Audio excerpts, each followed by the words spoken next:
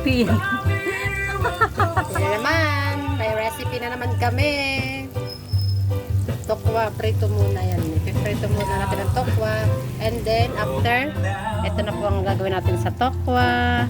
Ito na po yung mga regado ng aming recipe. And of course, hindi mawawala dyan ang ating gulay na pechay.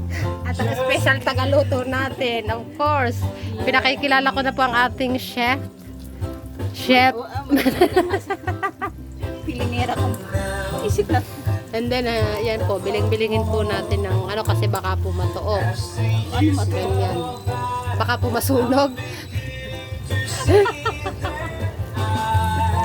Hindi nga pala alam sa ibang lugar yung matuok.